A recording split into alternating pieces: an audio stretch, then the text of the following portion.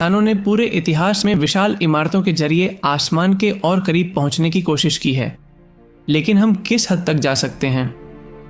सबसे शुरुआती उदाहरणों में से एक जेरिको की मीनार थी, जो 10,000 साल पहले आज के फिलिस्तीन में बनाई गई थी, जिसकी ऊंचाई 8.5 मीटर थी। लेकिन चीजें तब तक गंभीर नहीं हुई जब तक मिस्रवासी नहीं आए और उन्होंने अपनी सबसे बड़ी कृति गीजा के पिरामिड के साथ सारे रिकॉर्ड तोड़ दिए, जो ईसा पूर्व 2560 में बना था और जिसकी ऊंचाई 146 मीटर थी।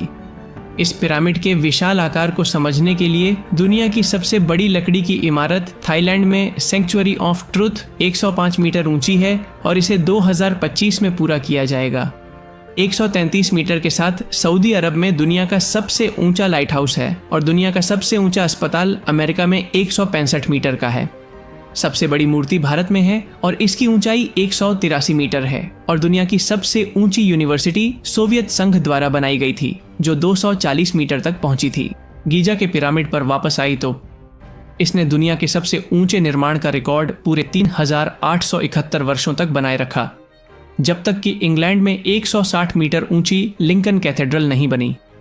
उसके बाद से अगले 570 वर्षों की अवधि तक यह रिकॉर्ड 8 अलग अलग चर्चों के पास रहा, जब तक कि अमेरिका में 169 मीटर ऊंचा वॉशिंगटन स्मारक नहीं बना। और फिर ठीक 5 साल बाद एफिल टावर ने अपनी 300 मीटर की ऊंचाई के साथ दुनिया के पिछले सारे रिकॉर्ड तोड़ दिए। यह स्पेन की सबसे ऊंची इमारत से 50 मीटर ज्यादा है या मैक्सिको में लैटिन अमेरिका की सबसे ऊंची इमारत से 5 मीटर कम है। इत्तेफाक से इस इमारत की ऊंचाई चीन में दुनिया के सबसे ऊंचे बांध के बराबर है और इसके आगे हमारे पास फ्रांस में बना सबसे ऊंचा पुल होगा, जिसकी ऊंचाई 336 मीटर है। एम्पायर स्टेट बिल्डिंग 100 से ज्यादा मंजिलों वाली पहली इमारत थी, जिसकी कुल ऊंचाई 381 मीटर थी और एंटीना को मिलाकर 443 मीटर। दुनिया की सबसे ऊंची चिमनी सोवियत थी और इसकी ऊंचाई 420 मीटर थी। यूरोप का सबसे ऊंचा निर्माण मॉस्को में ओस्टेंकिनो टावर है, जिसकी ऊंचाई 540 मीटर है। टोरंटो के सबसे ऊंचे टावर से पूरा टोरंटो दिखता है और यह पश्चिम का सबसे ऊंचा निर्माण है। और अब हम वर्तमान सीमा पर पहुंच गए हैं, जो 2009 से दुनिया की सबसे ऊंची इमारत है, बुर्ज खलीफा, जिसकी ऊंचाई प्रभावशाली 830 मीटर है और इसमें 163 मंजिलें हैं। तब से दर्जनों विशाल इमारतें बनाई गई हैं, लेकिन बुर्ज खलीफा के सबसे करीब शंघाई टावर है, जिसकी ऊंचाई 632 मीटर है। वैसे इस शानदार इमारत में दुनिया में सबसे ज्यादा लिफ्ट लगी हुई है, जिनकी कुल संख्या 97 है और उनमें से कुछ तो 76 किलोमीटर प्रति घंटे की तेज रफ्तार से चल सकती है, जो कि एक आम लिफ्ट की तुलना में लगभग 20 गुना तेज है। लेकिन मुख्य विषय पर वापस आए तो क्या बुर्ज खलीफा इंसानियत की सीमा है? अभी ऐसे कई प्रोजेक्ट्स हैं जो इस ऊंचाई को पार करने और कई किलोमीटर तक पहुंचने की योजना बना रहे हैं, जिनमें से कुछ प्रोजेक्ट्स दूसरों की तुलना में अधिक मुमकिन हैं। सबसे अधिक प्रोजेक्ट्स वाली जगहों में से एक टोक्यो है, क्योंकि वर्तमान में यह दुनिया का सबसे अधिक आबादी वाला महानगरीय क्षेत्र है, जिसमें 3 करोड़ 70 लाख लोग रहते हैं, जो पेरू की कुल आबादी से भी अधिक है। जगह की ऐसी समस्या को देखते हुए हमारे पास 3 प्रोजेक्ट्स हैं: 2 किलोमीटर ऊंची पिरामिड मेगासिटी, 4 किलोमीटर ऊंचा एक्स सीड 4000 और 10 किलोमीटर ऊंचा टोक्यो का टावर ऑफ बेबेल। पहले प्रोजेक्ट में 10 लाख लोग रहेंगे और इसके 2110 तक पूरा होने की उम्मीद है, क्योंकि वर्तमान में इसके वजन के कारण पारंपरिक सामग्रियों से इतनी बड़ी संरचना बनाना संभव नहीं है।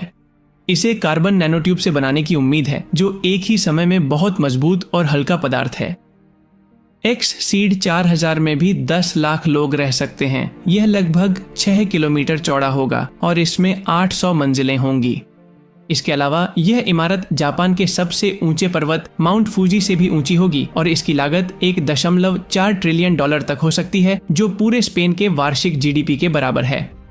टोक्यो का टावर ऑफ बेबेल आबादी की समस्या को एक झटके में हल कर सकता है, क्योंकि इसकी 10 किलोमीटर की ऊंचाई में 1000 से अधिक मंजिलों पर लगभग 3 करोड़ लोग रह सकते हैं और यह इमारत माउंट एवरेस्ट से भी ऊंची होगी। इसे बनाने में लगभग 150 साल लगेंगे और इसकी लागत 22 ट्रिलियन डॉलर होगी, जो पूरे संयुक्त राज्य अमेरिका के वार्षिक जीडीपी के बराबर है। यहाँ से आगे निर्माण कार्य अब केवल आवासीय इमारतें नहीं रह जाते और वे अंतरिक्ष से संबंधित हो जाते हैं, जैसे कि कक्षा में वस्तुओं को भेजने के लिए विशाल लॉन्चर, जैसे कि 20 किलोमीटर ऊंचा स्टार ट्राम जनरेशन 2 या फिर 80 किलोमीटर लंबा लॉन्च लूप। एक अन्य प्रकार की संरचना लगभग 160 किलोमीटर ऊंची एक कक्षीय रिंग होगी जो अंतरिक्ष लिफ्ट के रूप में काम करेगी, जिससे दूसरे ग्रहों के पर्यटन में आसानी होगी।